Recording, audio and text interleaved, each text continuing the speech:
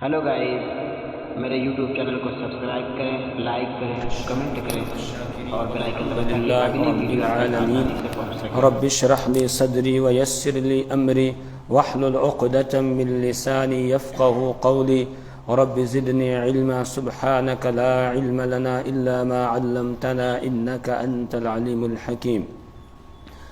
درود شریف پڑھ لیجیے۔ اللہم صلی علی سیدنا محمد وعلی آل سیدنا محمد واصحاب سیدنا محمد وبارک وسلم۔ اللہم صلی علی سیدنا محمد وعلی آل سیدنا محمد واصحاب سیدنا محمد وبارک وسلم۔ اللہم صلی علی سیدنا محمد وعلی آل سیدنا محمد واصحاب سیدنا محمد وبارک وسلم۔ برادران اسلام، واجب الاحترام محترم بزرگ اور میرے ایمانی بھائیوں، جمعے کے ان دروس میں ہم حدیث جبرائیل پڑھ رہے تھے اور اس کے اس حصے تک ہم پہنچے تھے کہ جبرائیل امین نے رسول اکرم صلی اللہ علیہ وسلم سے یہ سوال کیا کہ اخبرنی عن الاسلام، کہ مجھے اسلام کے بارے میں بتائیے۔ تو رسول پاک صلی اللہ علیہ وسلم نے اس کے جواب میں ارشاد فرمایا کہ الاسلام ان تشہد ان لا الہ الا اللہ وان تقیم الصلاة وتؤتی الزکاة وتصوم رمضان وتحج البیت ان استطعت الیہ سبیلا، کہ اسلام یہ ہے کہ آپ اس بات کی گواہی دیں کہ اللہ کے علاوہ کوئی بندگی کے لائق نہیں ہے اور محمد عربی صلی اللہ علیہ وسلم اللہ کے بندے اور اس کے رسول ہیں، اور تو نماز قائم کرے، وتؤتی الزکاة اور زکوٰۃ ادا کرے، وتصوم رمضان اور رمضان کے روزے رکھے، وتحج البیت ان استطعت الیہ سبیلا اور بیت اللہ کا حج کرے اگر اس تک پہنچنے کی تجھے استطاعت ہے۔ تو یہ 5 آپ نے اسلام کے ارکان بیان فرمائے، ان میں سے سب سے پہلے شہادت ہے، اس کے حوالے سے ہم پڑھ چکے۔ دوسرے نمبر پر دوسرا اسلامی عمل، اسلامیات میں سے دوسرا عمل یا ارکان اسلام میں سے دوسرا عمل وہ نماز ہے۔ نماز کے حوالے سے بھی ہم پیچھے پڑھ کر آئے کہ نماز کی فضیلت کیا ہے اور نماز نہ پڑھنے پر کیا وعیدیں ہیں، مختصر انداز میں ہم پڑھ چکے۔ آج اس سلسلے کو آگے بڑھاتے ہیں کہ نماز اسلام کا ایک اہم رکن ہے۔ ایمان کے بعد سب سے پہلے جو حکم بندے کی طرف متوجہ ہوتا ہے وہ نماز ہے، اور نماز کے اندر جو افعال ادا کیے جاتے ہیں تو ان میں سے کچھ شرائط ہیں، کچھ اس کے ارکان ہیں اور کچھ اس کے سنن ہیں، کچھ اس کے مستحبات ہیں۔ نماز کے شرائط، سب سے پہلے شرائط میں سے سب سے پہلی شرط ہے طہارت، یعنی پاکی کا ہونا، وضو کا ہونا، آدمی باوضو ہو، باغسل ہو تب نماز قبول ہوگی، ورنہ نماز قبول نہیں ہوتی ہے۔ ایک روایت میں اللہ کے حبیب محمد عربی صلی اللہ علیہ وسلم نے ارشاد فرمایا کہ مفتاح الجنت الصلاۃ، کہ جنت کی کنجی، جنت کی چابی نماز ہے، ومفتاح الصلاۃ الطہور، اور نماز کی چابی پاکی ہے، بغیر پاکی کے نماز ادا نہیں ہوتی ہے۔ اگر کوئی آدمی بے وضو نماز پڑھے گا اس کی نماز نہیں ہوگی، بلکہ اگر جان بوجھ کر پڑھے گا تو اس کے ایمان کے جانے کا خطرہ ہے، چونکہ قرآن میں اللہ حکم دیتا ہے یا ایھا الذین آمنوا اذا قمتم الی الصلاۃ فاغسلوا وجوہکم وایدیکم الی المرافق وامسحوا برؤوسکم وارجلکم الی الکعبین، اے ایمان والو اذا قمتم الی الصلاۃ، جب تم نماز کے لیے کھڑے ہونے لگو یعنی نماز پڑھنے کا ارادہ کرو تم، تو فاغسلوا وجوہکم، اپنے چہروں کو دھو لو، فاغسلوا وجوہکم وایدیکم الی المرافق، اور اپنے ہاتھوں کو دونوں کوہنیوں سمیت، وامسحوا برؤوسکم، اور اپنے سروں کا مسح کر لو، وارجلکم الی الکعبین، اور اپنے پیروں کو دھو لو ٹخنوں سمیت۔ یعنی وضو کے جو 4 فرائض ہیں ان فرائض کو اس آیت کریمہ میں پروردگار نے بیان کر دیا اور یہ بتایا کہ نماز کے لیے وضو ضروری ہے، بغیر وضو کے نماز نہیں ہوتی ہے۔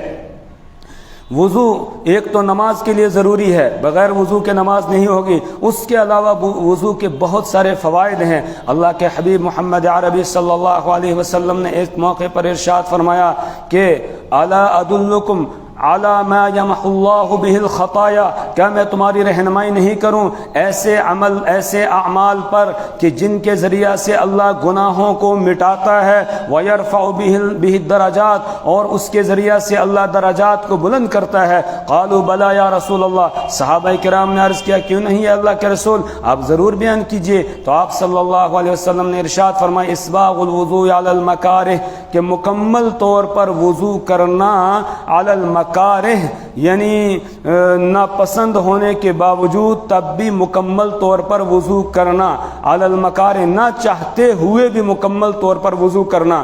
محدثین یہ لکھتے ہیں کہ اس سے مراد یہ ہے کہ سردی کا موسم ہو، اور سردی کے موسم میں پانی ٹھنڈا ہے اور آدمی کو وضو کرنا ہے تو اس وقت بھی اچھے طریقے سے وہ وضو کرے، تو جو اچھے طریقے سے وضو کرے گا اللہ تبارک و تعالی اس کے گناہوں کو بھی معاف کرے گا اور اس کے درجات کو بھی بلند کرے گا، اس کے گناہوں کو معاف کرے گا، اس کے درجات کو اللہ تعالی بلند کرے گا۔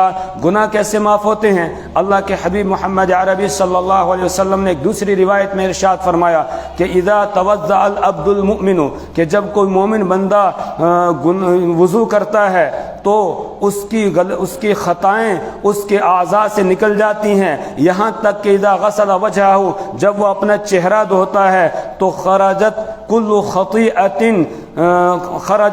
خطیئۃ نظر الیہا بعینیہ، تو ہر وہ گناہ اس کا دھل جاتا ہے جو اس نے اپنی آنکھوں سے کیا ہے۔ اسی طریقے سے موطا امام مالک کی روایت ہے، اس میں یہ ہے کہ اگر منہ سے کوئی گناہ کیا ہے، زبان سے کوئی گناہ کیا ہے تو اس کو بھی اللہ تعالیٰ دھو دیتے ہیں۔ اسی طریقے سے پورے چہرے کو جب دھوتا ہے تو چہرے کے سارے گناہ اللہ تبارک و تعالیٰ اس کے دھو دیتے ہیں، اور جب وہ اپنے ہاتھوں کو دھوتا ہے تو ہاتھوں سے کیے ہوئے اس کے گناہ وہ دھل جاتے ہیں۔ اسی طریقے سے جب وہ پیروں کو دھوتا ہے تو پیروں سے کیے ہوئے گناہ اس کے دھل جاتے ہیں، حتی یخرج نقی من الذنوب، یہاں تک کہ وہ گناہوں سے بالکل پاک اور صاف ستھرا ہو جاتا ہے، سارے گناہ اس کے دھل جاتے ہیں۔ ایک دوسری روایت میں اللہ کے رسول صلی اللہ علیہ وسلم نے ارشاد فرمایا کہ اذا توضأ فاحسن الوضوء، جب کوئی آدمی وضو کرتا ہے اور اچھے طریقے سے وضو کرتا ہے، اچھے طریقے سے وضو کرنے کا مطلب یہ ہے کہ وضو کی جتنی سنتیں ہیں، جتنے آداب ہیں، مستحبات ہیں، ان کی رعایت کرتے ہوئے وہ وضو کرتا ہے تو خرجت بہ الخطایا، تو اس کے سارے گناہ نکل جاتے ہیں، اس کے سارے گناہ دھل جاتے ہیں، من جسدہ، اس کے پورے جسم سے، حتی خرج من تحت اظفارہ، آپ نے فرمایا یہاں تک کہ اس کے ناخنوں کے نیچے سے بھی گناہ نکل جاتے ہیں، یعنی گناہوں سے وہ پاک اور صاف ستھرا ہو جاتا ہے۔ محدثین یہ کہتے ہیں کہ ان گناہوں سے مراد صغیرہ گناہ ہے، صغیرہ گناہ معاف ہو جاتے ہیں، لیکن اگر کوئی آدمی وضو کرتے ہوئے انابت اللہ میں مشغول ہو جائے، یعنی توبہ کر لے سچے دل سے کہ اللہ جو مجھ سے کبیرہ گناہ ہوئے ہیں ان سے بھی میں توبہ کرتا ہوں، اس وقت توبہ کی نیت کر لیتا ہے تو جہاں اس کے صغیرہ گناہ دھل رہے ہیں وہیں اس کے کبیرہ گناہ بھی دھل جاتے ہیں۔ تو رسول پاک صلی اللہ علیہ وسلم نے فرمایا جس چیز کے ذریعہ سے گناہ معاف ہوتے ہیں اور آدمی کے درجے بلند ہوتے ہیں ان میں سے پہلی چیز ہے اسباغ الوضوء علی المکارہ، کہ وضو کرنا ناپسندیدہ ہونے کے باوجود، یعنی وضو کرنے کو جی نہیں کر رہا ہے اس کے باوجود آدمی وضو کرتا ہے تو اللہ تعالیٰ اس کے گناہوں کو معاف کر دیتا ہے۔ دوسرے نمبر پر آپ نے فرمایا وَكَثْرَةُ الْخُطَىٰ إِلَى الْمَسَاجِدِ، اور کثرت سے مسجد کی طرف قدموں کا اٹھانا، یعنی نماز کے لیے آنا، ہر نماز کے لیے مسجد کی طرف آدمی آتا ہے تو اس سے بھی اللہ تعالیٰ گناہوں کو معاف کرتے ہیں۔ تیسرے نمبر پر آپ نے فرمایا انتظار الصلاۃ بعد الصلاۃ، نماز کے بعد نماز کا انتظار کرنے سے بھی اللہ تبارک و تعالیٰ گناہوں کو معاف فرماتے ہیں۔ ایک نماز پڑھ لی، اس کے بعد آدمی نکلا مسجد سے اور جا کر اپنے کام کاج میں مشغول ہو گیا، لیکن اس کا دھیان مسجد کی طرف لگا ہوا ہے کہ کب دوبارہ اللہ کی طرف سے بلاوا آئے اور میں فوراً اللہ کے حکم کو پورا کرنے کے لیے مسجد میں پہنچ جاؤں، تو آپ صلی اللہ علیہ وسلم فرماتے ہیں یہ نماز کے بعد نماز کا انتظار کرنا ہے، اس سے بھی آدمی کے گناہ معاف ہوتے ہیں اور اسی طرح درجات بلند ہوتے ہیں۔ اس حدیث کے آخر میں اللہ کے رسول صلی اللہ علیہ وسلم نے فرمایا فذالکم الرباط فذالکم الرباط فذالکم الرباط، ترمذی شریف کی روایت میں 3 مرتبہ اس جملے کو دہرایا گیا، فذالکم الرباط، رباط، کہا یہی تمہارے لیے گناہوں سے، یہی تمہارے لیے سرحد ہے۔ رباط اصل میں کہا جاتا ہے سرحد کی حفاظت کرنے کو، سرحد کی حفاظت پر جو فوج بٹھائی جاتی ہے ان کو رباط کہا جاتا ہے، ان کو مرابطین کہا جاتا ہے۔ تو آپ فرما رہے ہیں یہ وضو کرنا اور مسجد کی طرف قدموں کا اٹھانا اور نماز کے بعد نماز کا انتظار کرنا، یہ رباط ہے، تمہارے لیے سرحد ہے۔ کس چیز سے سرحد ہے؟ کہ شیطان کے وساوس سے، شیطان کے حملوں سے بچاؤ کا تمہارے لیے ذریعہ ہے۔ جس طریقے سے سرحد کے ذریعہ سے ملک کی حفاظت کی جاتی ہے، سرحد پر موجود فوج کے ذریعہ سے ملک کی حفاظت کی جاتی ہے، اسی طریقے سے جو آدمی یہ تین اعمال کرے گا، تین کام کرے گا، تو اللہ تبارک و تعالی شیطان کے وساوس سے، اس کی چالوں سے، اس کے جالوں سے اللہ تعالی اس کی حفاظت فرمائے گا۔ اور اس سے یہ بھی معلوم ہوا کہ آدمی کو باوضو رہنا چاہیے۔ ایک دوسری روایت میں اللہ کے رسول صلی اللہ علیہ وسلم نے ارشاد فرمایا، یا ابا ہریرہ، اے ابو ہریرہ، اذا توضأت، جب تم وضو کرو، فقل بسم اللہ والحمد للہ، تو تم بسم اللہ اور الحمد للہ کہو، بسم اللہ اور الحمد للہ کہو، یعنی جب وضو شروع کرو تو بسم اللہ الرحمن الرحیم یا پھر بسم اللہ الحمدللہ، یہ دونوں جملے کہہ کے تم وضو کرنا شروع کر دو۔ تو اس کا نتیجہ یہ ہوگا کہ فَإِنَّ الْحَفَظَةَ، کہ جو تجھ پر محافظ فرشتے اللہ تعالیٰ نے مقرر کیے ہیں، تو تکتب لک الحسنات، تیرے لیے وہ نیکیاں لکھتے رہیں گے، ما لم تحدث من ذلك الوضو، جب تک کہ تیرا یہ وضو نہ ٹوٹے۔ تو جب تک تو باوضو رہے گا تب تک تیرے لیے فرشتے برابر نیکیاں لکھتے رہیں گے، اور جب فرشتے برابر نیکیاں لکھنے میں لگے ہوئے ہیں تو شیطان سے بھی اللہ تبارک و تعالی حفاظت کرے گا۔ اس لیے ہمیں چاہیے کہ ہم ہمیشہ باوضو رہنے کی کوشش کریں۔ جو آدمی ہمیشہ باوضو رہتا ہے تو وہ اللہ کی حفاظت میں آ جاتا ہے اور شیطان کے وساوس سے اس کی حفاظت ہوتی ہے۔ آج بہت سارے نوجوان آ کر کہتے ہیں جی وسوسے بہت آتے ہیں، کیا کرے، طرح طرح کے خیالات آتے ہیں، گندے گندے خیالات آتے ہیں۔ ہم نے ان گندے خیالات کو ختم کرنے کے لیے کیا سوچا؟ ہم اگر گندے خیالات سے نجات پانی ہے، وساوس سے نجات پانی ہے، اس کے لیے ضروری ہے کہ ہم باوضو رہنے کی کوشش کریں، یعنی 24 گھنٹے ہم باوضو رہیں، تو اللہ تبارک و تعالی شیطان سے، اس کے داؤ سے، اور اسی طرح اس کی چالوں سے، اس کے وسوسوں سے اللہ حفاظت کرتا ہے۔ تو لہذا وضو کی بڑی بڑی فضیلت بیان کی گئی ہے، اس لیے ہمیشہ آدمی کو باوضو رہنے کی کوشش کرنی چاہیے اور اچھے طریقے سے وضو کرنا چاہیے، تب اللہ کے یہاں یہ فضیلت انسان کو حاصل ہوگی۔ جو آدمی ہمیشہ باوضو رہتا ہے اس کے گھر میں برکتیں ہی برکتیں آ جاتی ہیں۔ اسی طرح گھر کے جو ہمارے افراد ہیں ان کو بھی ہمیں کہنا چاہیے کہ وہ بھی باوضو رہیں۔ گھر کی عورتیں ہیں ان سے کہیں باوضو رہیں، اور وہ باوضو رہ کر کھانا تیار کریں۔ جب باوضو رہ کر کھانا تیار کیا جائے گا اس کھانے کے اندر ایک نورانیت ہوگی، اور پھر جو آدمی اس کھانے کو کھائے گا، کھانے کے بعد اس کو نیک اعمال کی طرف میلان ہوگا، نیک اعمال کی طرف اس کو رغبت ہوگی۔ قرآن پاک میں اللہ تعالیٰ فرماتے ہیں، یا ایھا الرسل کلوا من الطیبات واعملوا صالحا، اے پیغمبروں پاکیزہ چیزیں کھاؤ، واعملوا صالحا، اور نیک اعمال کرو۔ یہاں محدثین، یہ مفسرین اس آیت کریمہ کی تفسیر میں لکھتے ہیں کہ عقل طیب یعنی پاکیزہ کھانا کھانے میں اور عمل صالح میں دونوں میں ایک مناسبت ہے، اس لیے پروردگار نے یہاں پر پہلے پاکیزہ چیزیں کھانے کا حکم دیا اور اس کے بعد عمل صالح کرنے کا حکم دیا، کہ جب آدمی نورانی کھانا کھاتا ہے، پاکیزہ کھانا کھاتا ہے، اس کا نتیجہ یہ ہوتا ہے کہ پھر عمل صالح کی طرف اس کا میلان ہوتا ہے، اس کا دل لگتا ہے نماز کے اندر، اس کا دل لگتا ہے قرآن کی تلاوت کے اندر۔ اس لیے ہمیں باوضو رہنا چاہیے، اور گھر کی عورتوں سے بھی کہیں کہ وہ باوضو رہ کر کھانا تیار کرے۔ بہت ساری عورتیں شکایت کرتی ہیں ہمارا شوہر بڑی سختی کرتا ہے، اچھے طریقے سے ہمارے ساتھ پیش نہیں آتا ہے، بدتمیزی کرتا ہے، گالی گلوچ پہ اتر آتا ہے اور مار کٹائی پہ آ جاتا ہے۔ تو ان کو چاہیے کہ وہ باوضو ہو کر کھانا بنائیں، اللہ کا ذکر کرتے ہوئے کھانا بنائیں۔ جب وہ اللہ کا ذکر کرتے ہوئے کھانا پکائیں گی اور اس کھانے کو وہ شوہر کھائے گا، بچے کھائیں گے، تو وہ نیکی کی طرف آ جائیں گے، اور جب نیکی کی طرف آ جائیں گے تو اس کے بعد پھر وہ جو دل کی سختی ہے، قساوت ہے، وہ جاتی رہے گی، دل کے اندر نرمی آئے گی، دلوں میں اللہ تعالیٰ محبت پیدا کر دے گا، اللہ پیار پیدا کر دے گا۔ اگر کسی کو یقین نہیں ہے وہ تجربہ کر کے دیکھ لے کہ کس طریقے سے اللہ تبارک و تعالیٰ گھر کے ماحول کو بدل دیتا ہے۔ حضرت پیر ذوالفقار صاحب نقشبندی دامت برکاتہم عالیہ، اللہ ان کی عمر میں برکت عطا فرمائے، وہ بیان فرماتے ہیں کہ ان کے پردادا پیر تھے، ان کے پردادا پیر خواجہ فضل علی قریشی رحمۃ اللہ علیہ، ان کے بارے میں بتاتے ہیں کہ وہ خود کھیتی یہ کاشتکاری کیا کرتے تھے، خود ہل لگایا کرتے تھے اپنے کھیت میں، اور ہمیشہ باوضو ہو کر ہل لگایا کرتے تھے، اور سارے کام باوضو ہو کر کیا کرتے تھے، اور اللہ کا ذکر کرتے ہوئے کیا کرتے تھے۔ اور انہوں نے یہ فرمایا کہ میں بعض دفعہ ہل لگاتے ہوئے 70,000 مرتبہ کلمہ طیبہ یعنی لا الہ الا اللہ پڑھ لیا کرتا ہوں، 70,000 مرتبہ ہل لگاتے ہوئے۔ تو ہم کام میں لگے رہتے ہیں، اس کام میں بھی اللہ کو یاد کرتے رہیں، باوضو رہیں، اور اس کے ساتھ ساتھ اللہ کے ذکر میں لگے رہیں، پھر دیکھیے اس کام کے اندر برکت بھی آتی ہے۔ ان کے بارے میں فرماتے ہیں کہ ایک مرتبہ کچھ مہمان تھے، دسترخوان لگایا گیا، اور دسترخوان لگانے کے بعد اس پہ کھانا لا کر رکھا، اور جب کھانا رکھا اس کے بعد فرمانے لگے کہ فقیرو، یعنی یہ جو کھانے کھانے والے تھے ان کو خطاب کر کے کہا، فقیرو یہ کھانا جو تمہارے سامنے دسترخوان پر رکھا گیا ہے، تو جب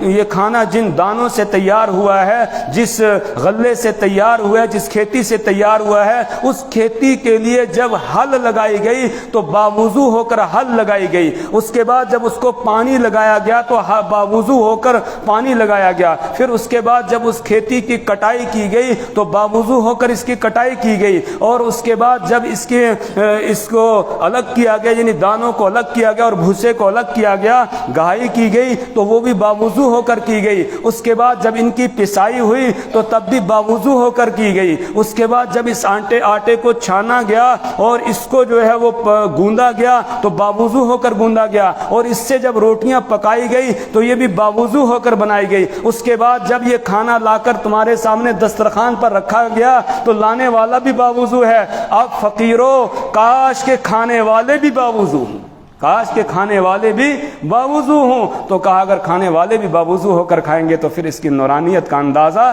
نہیں لگایا جا سکتا ہے۔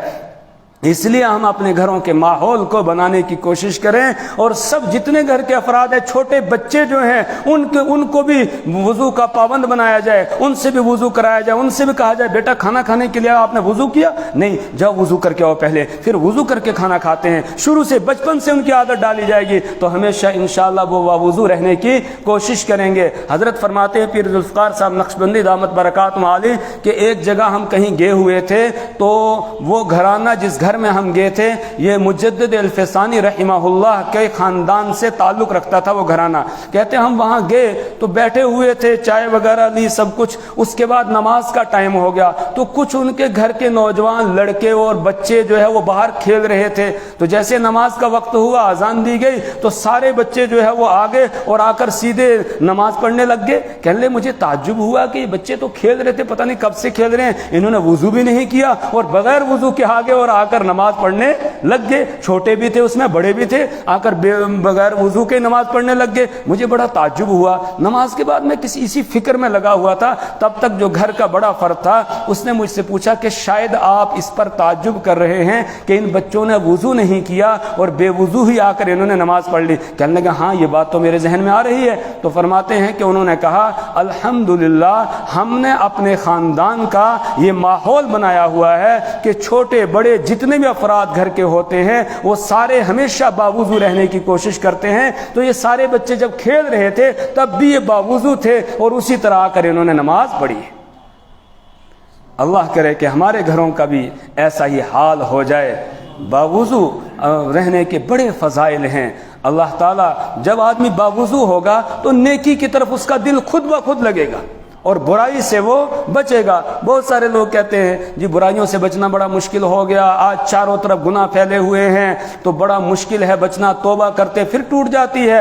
ارے باوضو رہنے کی کوشش کرو، انشاءاللہ اللہ تبارک و تعالی وضو کی برکت سے گناہوں سے حفاظت کرے گا، کیونکہ اللہ کے رسول صلی اللہ علیہ وسلم فرما رہے ہیں جب بسم اللہ پڑھ کے تم وضو کرو گے تو تکتب فإن الحفظۃ تکتب لک الحسنات، تو اب یہ محافظ فرشتے تیرے لیے برابر نیکیاں لکھتے رہیں گے۔ لا تزال کا لفظ ہے، لا تزال تکتب لک الحسنات، تیرے لیے برابر یہ نیکیاں لکھتے رہیں گے۔ اور برابر نیکیاں کب لکھیں گے؟ جب آدمی نیکی میں لگا ہوگا، جب آدمی نیکی میں لگا ہوگا تبھی تو اس کی نیکیاں لکھی جائیں گی۔ تو معلوم ہوا کہ وضو کا فائدہ یہ ہے کہ آدمی پھر نیکی کی طرف لگا رہتا ہے، نیکی میں لگا رہتا ہے۔ کب تک کہا کہ ما لم تحدث عن من ذلك الوضو، جب تک کہ تمہیں وہ تمہارا وہ وضو ٹوٹ نہ جائے۔ لہٰذا جہاں وضو ٹوٹے وہیں پر وضو کر لینا چاہیے۔ خواجہ معین الدین چشتی اجمیری رحمۃ اللہ علیہ کا نام تو سب نے سنا ہے نا، سب کہہ دیجئے رحمۃ اللہ علیہ، اور اللہ تعالیٰ سے دعا کیجئے اللہ ان کی قبر پر کروڑوں رحمتیں نازل فرمائے۔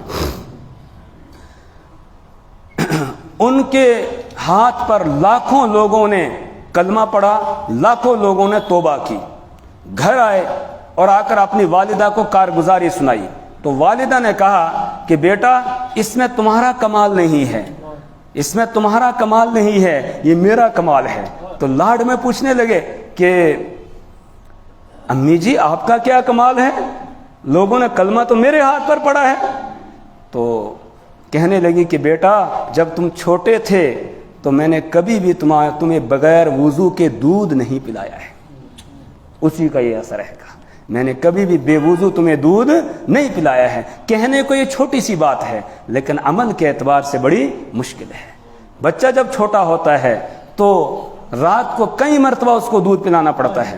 ادھر دودھ پلایا، بچہ تھوڑا رویا، ماں نے دودھ پلایا، اس کے بعد اس کو سلا دیا، ماں بھی سوئی، ابھی آدھا گھنٹہ گزرتا ہے پھر وہ رونے لگتا ہے، چوں چوں کرنے لگتا ہے، پھر ماں اٹھتی ہے اور پھر دودھ پلاتی ہے، پھر سلاتی ہے بچے کو تو پھر سو جاتی ہے، تھوڑی دیر کے بعد پھر وہ دودھ مانگنے لگتا ہے، رونے لگتا ہے، پھر ماں دودھ پلاتی ہے، اس کو چپ کراتی ہے۔ تو اب اس کو تو ہر آدھے گھنٹے کے بعد اٹھ کے وضو کرنا پڑے گا اور بچے کو دودھ پلانا ہے۔ تو کہنا آسان ہے لیکن کرنا بڑا مشکل ہے۔ اور حضرت پیر صاحب فرما رہے تھے کہ ہمارے خاندان میں کہا ایسی لڑکیوں کو میں جانتا ہوں، اپنے خاندان کے لیے بتا رہے تھے کہ وہ الحمدللہ اس دور میں بھی اپنے بچوں کو بے وضو دودھ نہیں پلاتی، اس گئے گزرے دور میں بھی۔ تو پھر ان کی گود میں پلنے والے جو بچے ہوں گے وہ ولی نہیں بنیں گے تو اور کیا بنیں گے؟ اس لیے ہم اپنے گھروں کا ماحول بنائیں، اپنے گھر کی جو ہماری مستورات ہیں، عورتیں ہیں، ان سے کہیں کہ وہ باوضو رہنے کی کوشش کریں۔ وہ بچوں کو دودھ پلا رہی ہوں تو باوضو ہو کر، بچوں کو کھانا دے رہی ہوں تو باوضو ہو کر کھانا پکائیں بھی اور کھانا دیں بھی، کھلائیں بھی باوضو ہو کر۔ پھر دیکھیے ہر گھر میں ولی اللہ پیدا ہو جائیں گے، ہر گھر کے اندر اولیاء اللہ پیدا ہو جائیں گے، لیکن ہم کوشش آج کرتے نہیں ہے۔ تو وضو کی بڑی فضیلت ہے، انشاءاللہ ہم باوضو رہنے کی کوشش کریں گے۔ اس کے علاوہ اللہ کے رسول صلی اللہ علیہ وسلم نے جب وضو کرنا ہمیں سکھایا ہے تو اس میں طریقہ بتایا کہ کیسے وضو تمہیں کرنا ہے۔ ایک روایت میں آپ فرماتے ہیں، سیدنا ابو ہریرہ رضی اللہ تعالیٰ عنہ راوی ہے، فرماتے ہیں رسول پاک صلی اللہ علیہ وسلم نے فرمایا انا لکم مثل الوالد لولدہ، میں تمہارے لیے باپ کے مانند ہوں بیٹے کے لیے، جیسے باپ اپنی اولاد کے لیے ہوتا ہے، اپنے بیٹے کے لیے ہوتا ہے، اس طرح میں ہوں۔ پھر آپ نے فرمایا اعلمکم، میں تم کو سکھاتا ہوں، اذا اتیتم الغائط، جب تم غائط استنجا کرنے کے لیے آؤ، فلا تستقبلوا القبلۃ ولا تستدبروها، تو تم قبلے کی جانب نہ تو اپنا چہرہ کرو اور نہ اپنی پیٹھ کرو۔ قبلے کی جانب چہرہ بھی نہیں ہوگا، پیٹھ بھی نہیں، جیسے اس وقت میری پیٹھ ہے نا قبلے کی جانب، تو کہا ایسے پیٹھ کر کے استنجے کے لیے بیٹھنا نہیں ہے۔ اسی طرح جس طرح آپ بیٹھے ہیں آپ کا چہرہ قبلے کی جانب ہے، تو رسول پاک صلی اللہ علیہ وسلم فرمایا چہرہ بھی قبلے کی جانب نہیں کرنا ہے، قبلے کے احترام میں، کعبے کے احترام میں قبلے کی جانب نہ چہرہ کرنا ہے نہ پیٹھ کرنی ہے۔ آج اس میں بھی مسلمان جہالت میں مبتلا ہو گئے اور پتہ ہی نہیں ہے۔ بہت سارے گھروں کے اندر آپ دیکھیں گے، مسلمان گھروں کے اندر استنجے خانے جو باتھ روم بنے ہوئے ہیں ان میں جو سیٹ لگی ہوئی ہے وہ اسی طرح یا تو چہرہ ادھر ہوگا یا پیٹھ ادھر ہوگی، یا تو چہرہ قبلے کی جانب یا پیٹھ ادھر ہے۔ تو مکان بنانے سے پہلے ہمیں جو نقشہ بنانا ہے، بنانے والا آدمی ہے، اس کو بتا دینا چاہیے کہ قبلے کی جانب نہ ہمیں چہرہ رکھنا ہے نہ ہمیں پیٹھ کرنی ہے. اور پھر وہ جو نقشہ بنایا ہے کسی عالم سے چیک بھی کروا لینا چاہیے, اس کے بعد پھر مکان بنانا چاہیے. یہ بڑا گناہ ہے. رسول پاک صلی اللہ علیہ وسلم منع فرما رہے ہیں. اسی طریقے سے آپ صلی اللہ علیہ وسلم نے فرمایا کہ جب تم استنجا کرو تو 3 ڈھیلے استعمال کرو. اسی طریقے سے آپ نے فرمایا کہ دائیں ہاتھ سے استنجا نہ کرو, بائیں ہاتھ سے استنجا کرنا چاہیے. دایاں ہاتھ یہ اللہ تعالیٰ نے برکت والا بنایا ہے, اس کو اللہ نے مبارک بنایا ہے, اچھے کاموں کے لیے بنایا ہے. اور بایاں ہاتھ جو ہے اس کو گھٹیا کاموں کے لیے اللہ تعالیٰ نے بنایا ہے. تو جو بھی گھٹیا کام ہوگا جس سے گھن آتی ہے بندے کو, وہ بائیں ہاتھ سے کرنا چاہیے, اور جو اچھا کام ہے وہ دائیں ہاتھ سے کرنا چاہیے. اسی طرح رسول پاک صلی اللہ علیہ وسلم نے ہڈی سے استنجا کرنے سے منع کیا, کیونکہ ہڈی سے استنجا کریں گے تو اس سے تکلیف پہنچنے کا اندیشہ ہے. اسی طرح آپ صلی اللہ علیہ وسلم نے سوراخ میں استنجا کرنے سے, پیشاب کرنے سے منع کیا. کوئی سوراخ ہوگا اس میں پیشاب کرو گے تو ہو سکتا ہے وہاں سے کوئی کیڑا نکل کر آ جائے اور تمہیں نقصان پہنچا دے. ٹھہرا ہوا پانی ہے, اس میں آپ نے استنجا کرنے سے منع کیا. اسی طریقے سے آپ صلی اللہ علیہ وسلم نے فرمایا اتقوا اللاعنین, کہا کہ 2 لعنت کا سبب بننے والی چیزوں سے بچو. صحابہ کرام نے عرض کیا یا رسول اللہ وہ لعنت کا سبب بننے والی 2 چیزیں کیا ہیں؟ آپ صلی اللہ علیہ وسلم نے فرمایا راستے میں استنجا کرنا, جہاں سے لوگ گزرتے ہوں وہاں پر پیخانہ کرنا, اس سے آپ نے منع کیا. اسی طریقے سے کوئی سایہ دار درخت ہے جہاں لوگ آ کر بیٹھتے ہیں, اس کے نیچے استنجا کرنے سے بھی رسول پاک صلی اللہ علیہ وسلم منع کیا. تو جس طرح ایک باپ اپنے بچے کو سکھاتا ہے چھوٹی چھوٹی باتیں, اس طریقے سے رسول پاک صلی اللہ علیہ وسلم نے ہمیں سکھایا ہے. آئندہ جمعہ انشاءاللہ ہم وضو کے حوالے سے پڑھیں گے. آئندہ جمعہ تو مجلس ہے, اس کا اعلان کرنا ہے. اللہ سے دعا کریں کہ پروردگار ہمیں اعمال صالحہ کی توفیق عطا فرمائے, برے اعمال سے اللہ حفاظت فرمائے. اللہ تعالی ہمیں اور ہمارے گھر والوں کو سب کو اللہ تعالی باوضو رہنے کی توفیق عطا فرمائے. سبحان اللہ و بحمدہ, سبحانک اللہم و بحمدک, ونشہد ان لا الہ الا انت ونستغفرک ونتوب الیک. اللهم صل على سيدنا محمد وعلى آل سيدنا محمد وأصحاب سيدنا محمد وبارك وسلم عليه. اللهم بارك على محمد وعلى آل محمد كما باركت على إبراهيم وعلى آل إبراهيم إنك حميد مجيد. الحمد لله رب العالمين والعاقبة للمتقين والصلاة والسلام على رسوله الكريم وعلى آله وأصحابه وذرياته ولبيته أجمعين. قال الله عز وجل في القرآن المجيد والفرقان الحميد أعوذ بالله من الشيطان الرجيم بسم الله الرحمن الرحيم والعصر إن الإنسان لفي خسر إلا الذين آمنوا وعملوا الصالحات صدق الله المولانا العظيم وصدق رسول النبي الكريم من الشاهدين والشاكرين والحمد للہ رب العالمین. علماء کرام, بزرگان محترم, عزیزان گرامی, نوجوان ملت, السلام علیکم ورحمۃ اللہ وبرکاتہ. تو آج باسام تو آواز تالی کہ تھک مچھ ونی ون آیا کہ ونن ول تو تھک, بوزن ول تو تھک. اگر کمی چھ عملے ہز کمی, ونن والن تے کمزوری اور بوزن والن تے کمزوری. کیازِ بشری تقاض چھُ, انسان چھُ. حضرت آدم نبی علیہ السلام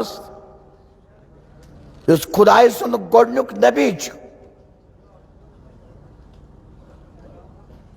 تس تہِ گٔیہِ لغزش اور اللہ تبارک تعالیٰ کر معافی تس عطا. غلطی گژھٕنۍ یہ چھِ فطرت انسان, لیکن غلطی پٮ۪ٹھ نادم اژُن یہ چھُ انسانیت. سو انسانیت چھِ ختم گٔمٕژ. انسان چھِ لیکن انسانیت چھِ ختم. حدیث رسول اکرم صلی اللہ علیہ وسلم آسا تو یہ واریاہ پھر بوزمت. ندامت کے لیے یوان چھِ رب چھُ معاف کران. رب ذوالجلال چو معاف کرن. حدیث رسول اللہ صلی اللہ فرمو کہ اخ شخص اوس یم زن نمنمت قتل ٲسۍ کٔرِتھ. کۭتیاہ قتل؟ نمنمت. گوٚو مولوی مفتی صٲبس نِش دوٚپنس کانٛہہ صوٗرتھا چھا بچنٕچ؟ مفتی چھُ فتوا سیوٚدُے دِوان. دوٚپنس نسا یہِ چھُنہٕ سوالٕے. لیکن تڑپ تھی اندر، تڑپ تھی اندر. اس کو غصہ چڑھ گیا. کہا بسم اللہ الرحمن الرحیم، چلو آپ بھی. جب میری نہیں مغفرت ہوگی تو تمہیں کیوں چھوڑ دو. حدیث ازمان شو. لیکن تڑپ تھی. کسی نے کہا کہ مغفرت کرنے والے اللہ ہے، وہ بے نیاز اللہ ہے، وہ کسی کا محتاج نہیں، جس کو چاہے مغفرت کر دے، وہ اللہ ہے.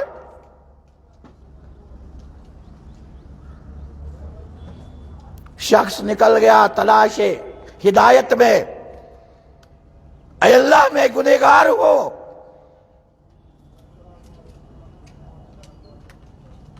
کسی نے بتایا اللہ والے فلانی جگہ رہتے، وہاں چلے جاؤ اور ان کے محفل میں بیٹھ جاؤ. مغفرت کرنے والا کون ہے؟ اللہ. نکل گیا. لیکن اللہ کی شان دیکھیے.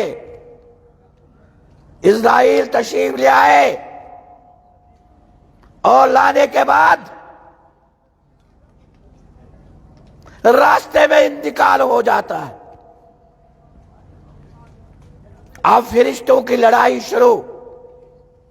حدیث میں ہے جہنمی کہتے ہیں 99 قتل کیے ہیں، 100 قتل کیے ہیں، ہمارے حوالے کرو، اس کو جہنم میں بھیجنا. اور جنتی کہتے ہیں توبے کے لیے نکلا ہوا تھا، اس کے دل میں احساس پیدا ہوا ہے، لہذا اس کو ہمارے حوالے کر دو. اللہ نے فیصلے کے لیے ایک اور فرشتے کو بھیجا. فیصلہ یہ ہوا طے، جس طرح سے ہی نکلا ہے اگر وہاں نزدیک ہے تو جہنم کے فرشتوں کا حوالہ کیا جائے، اور جس طرح جا رہا تھا اگر وہاں نزدیک ہے تو جنت کے فرشتوں کے حوالے کیا جائے. نکلا تو تھا ابھی، لیکن اللہ نے زمین کو حکم دیا جس جگہ یہ جا رہا تھا، مغفرت کی دعا کے لیے جا رہا تھا، اس زمین کو سکڑ دیا. جہاں سے نکل رہا تھا اس زمین کو پھیلا دیا. اللہ کی شان دیکھیے.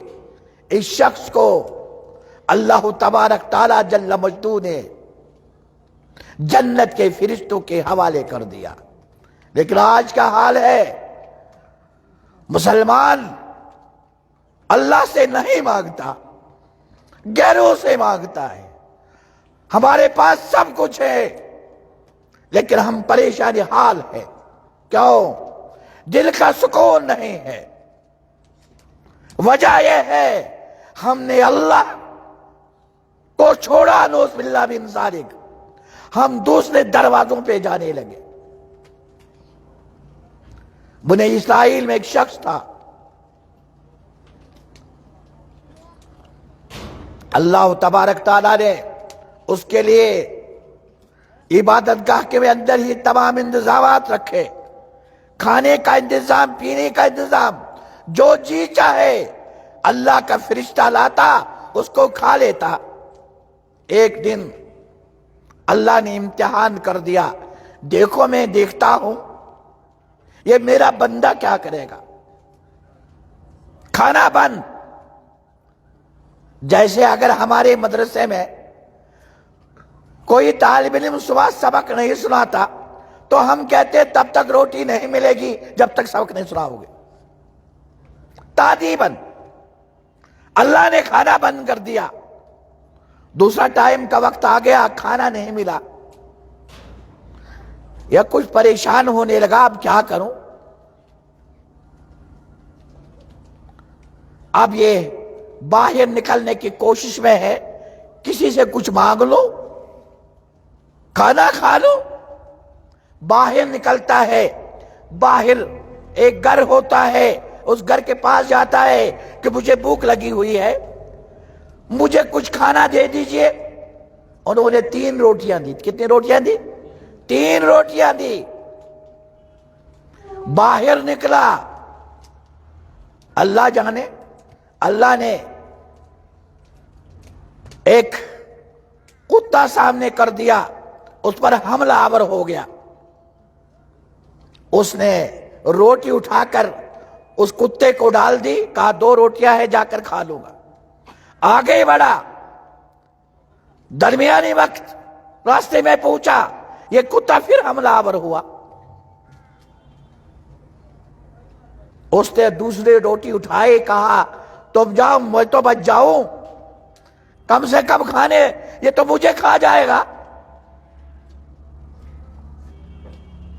अब ये अपने उस इबादतगाह में तैयार है अंदर जाने के लिए। कुत्ता फिर सामने आया, हमला कर दिया। उसने तीसरी रोटी उठाकर उसको डाली और कहा बदबख्त, मैंने मांग कर 3 रोटियां लाई थी और 3 तो खा गया। अल्लाह ने कुत्ते को जबान दी, बदबख्त मैं नहीं हूं, बदबख्त तू है। क्या बात है, रोटियां मैंने लाई, तुमने खाई, और बदबख्त मैं कैसे हुआ, तू नहीं है।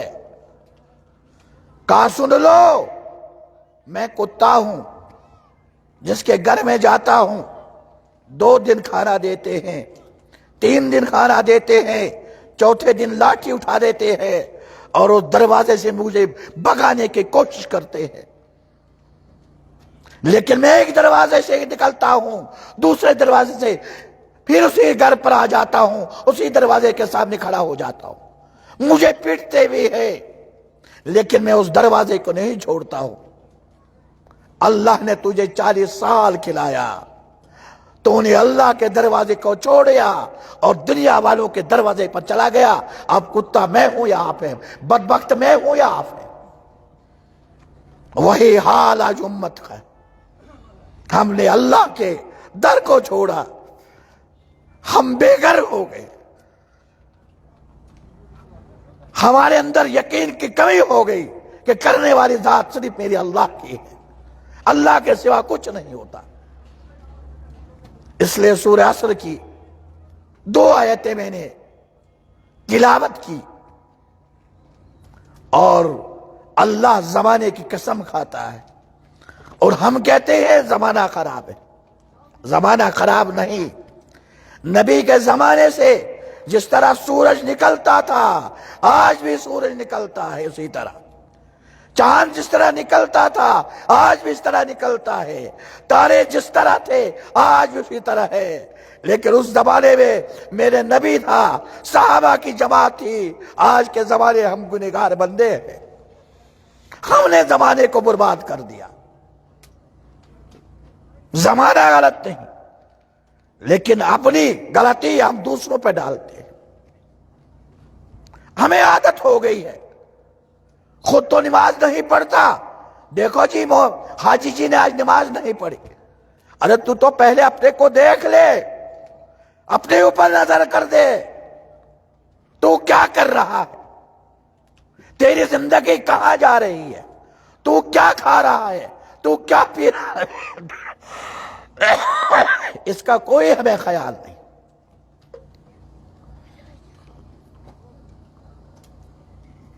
नबी करीम सल्लल्लाहु अलैहि वसल्लम ने हमें जिंदगी गुजारने का रास्ता बता दिया, लेकिन हमने नबी के तरीके को छोड़ दिया, दुनिया वालों के तरीके पर आ गए और कहते हैं मौलवी साहब क्या बनाओ, जमाना खराब, लड़का माने नहीं के, बच्ची ना शर्माने नहीं के, ایماز کو پانے لڑکا نہ چنوانے نہیں کے تیماز کو بیکس خاندان اسمز. لیکن یہ آپ نے نہیں سوچا. میرے نبی نے سکھا دیا جب تمہاری شادی ہوگی، جب تم ہم بستری کرو گے تو ہم بستری کرنے کا بھی کیا طریقہ ہوگا.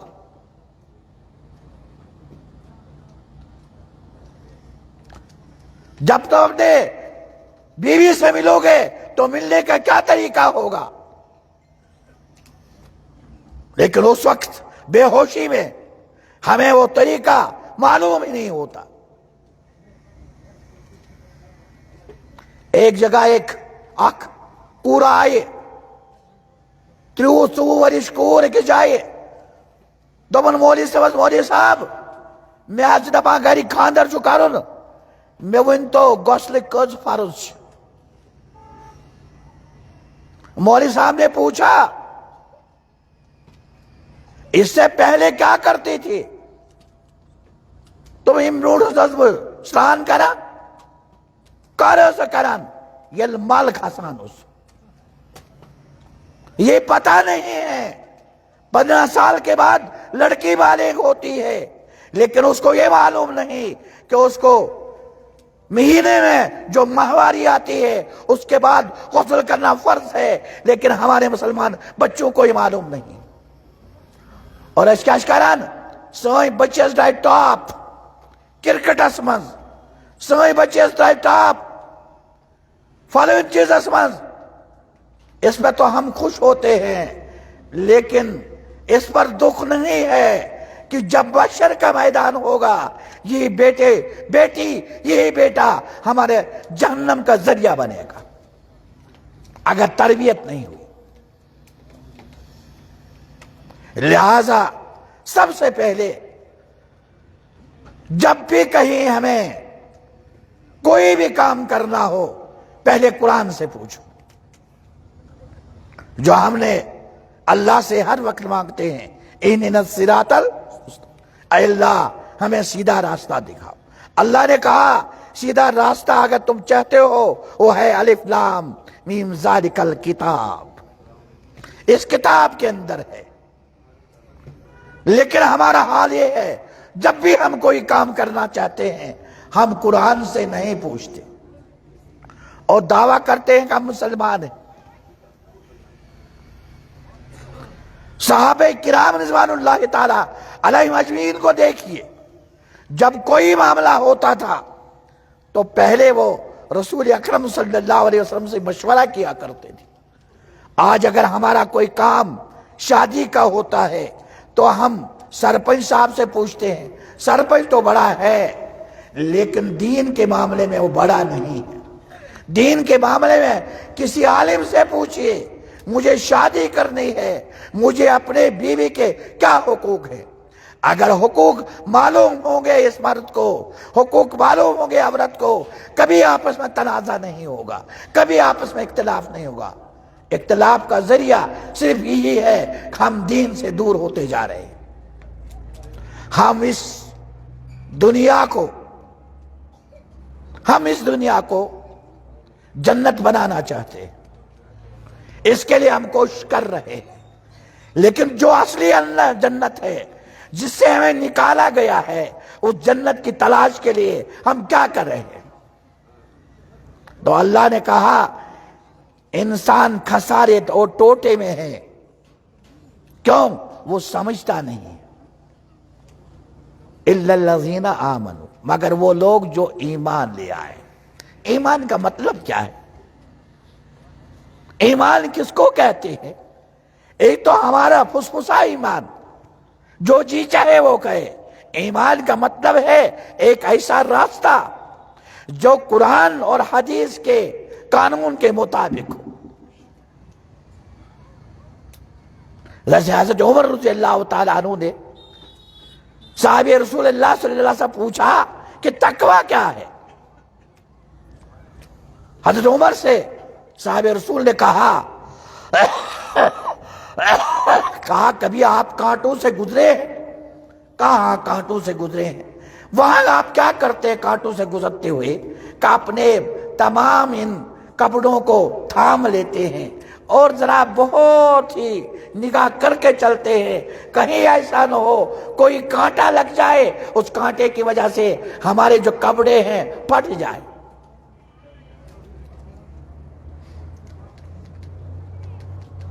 تقوی اس کا نام ہے۔ تقوی صرف نماز پڑھنے کا نام نہیں ہے، تقوی صرف، یہ تو ضروری ہے، تقوی صرف روزہ ہی نہیں ہے، تقوی صرف حج ہی نہیں ہے، تقوی صرف زکوٰۃ ہی نہیں ہے، بلکہ تمام امور میں، زندگی کے تمام امور میں۔ کا ایک شخص تھا، بڑا ہی رئیس آدمی، رئیس نہیں، دیندار بھی بڑا تھا، نمازی بھی بڑا تھا۔ کوئی اختلاف ہوتا تو اختلاف کو دور کرنے کا فیصلہ بھی وہی کرتا، کوئی غریب ہوتا اس کو پیسے بھی دے دیتا، پورا گاؤں والے، پورے علاقے والے اس کو اپنا سردار سمجھتے تھے۔ لیکن جب اپنے مرشد کے پاس پہنچا تو رونے لگا، اور رونے لگا، بہت رویا۔ پیر نے کہا کیا ہوا ہے؟ کہا معاملہ بہت الٹا ہو گیا ہے، نماز تو بہت پڑھی، روزے بھی رکھے، تہجدیں بھی پڑھ لی، غریبوں کی مدد بھی کی، سب کچھ کیا، لیکن ایک بیماری میرے اندر ہے۔ کب کیا بیماری ہے؟ میری آنکھیں پاک نہیں ہے، کیا کروں؟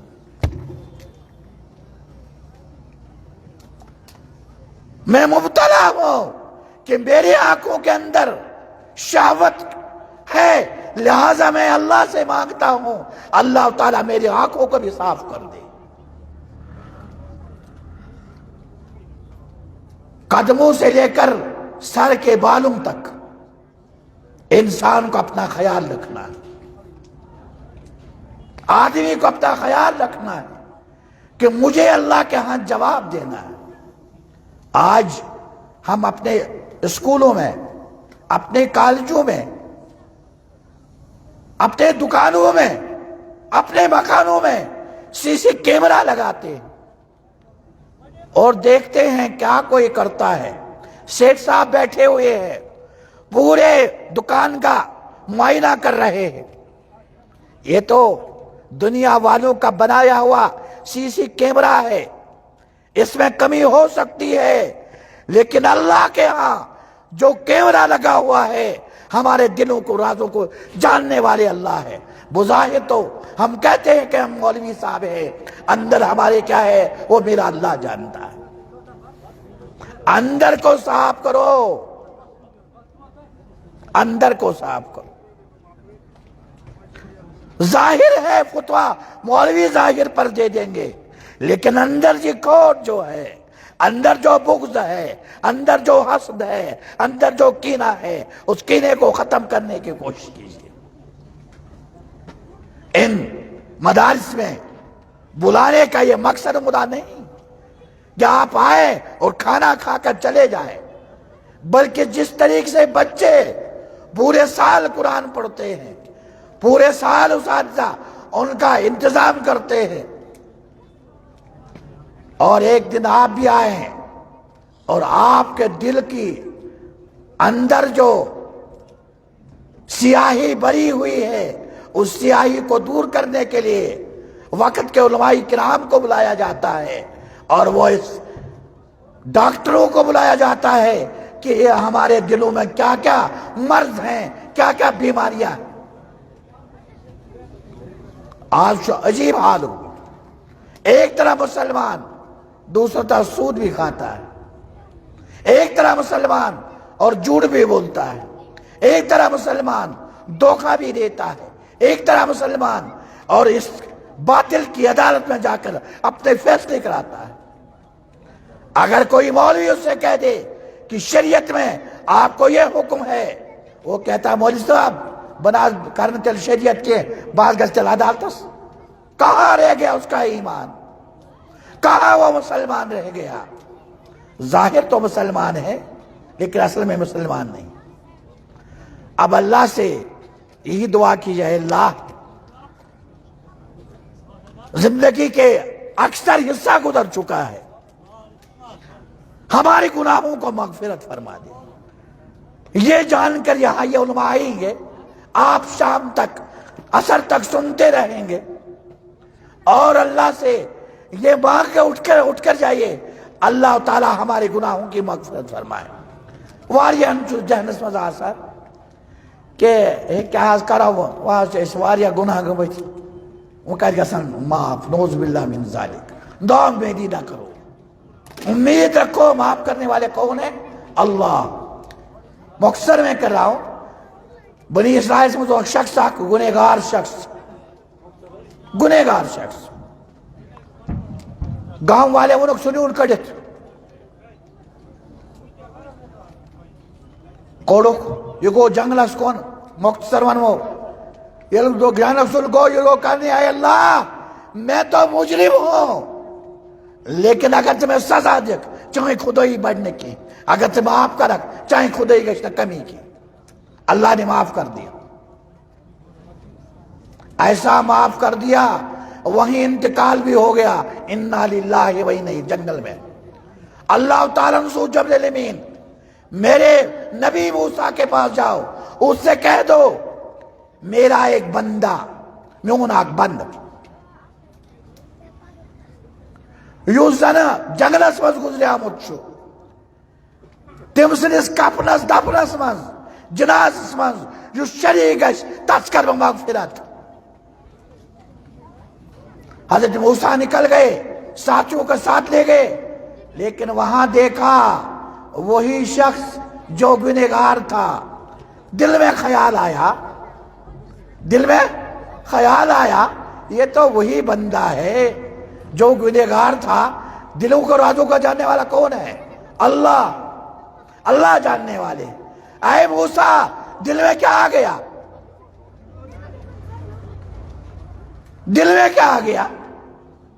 کہا دل میں کیا آ گیا تو خوب جانتا ہے. کہا دیکھ بندہ میرا ہے، میرے دروازے پر آیا اور مجھے جب میرا بندہ میرے دروازے پر آتا ہے اور مجھے شرم آئی میں اس کو معاف کیوں نہ کروں. میں نے ایسا معاف کر دیا اگر تیری پوری امت اس کے جنازے میں شریک ہوتی تمام کو معاف کرتا. وآخر دعوانا الحمدللہ. 2 منٹ ٹھہری جاتے 2 منٹ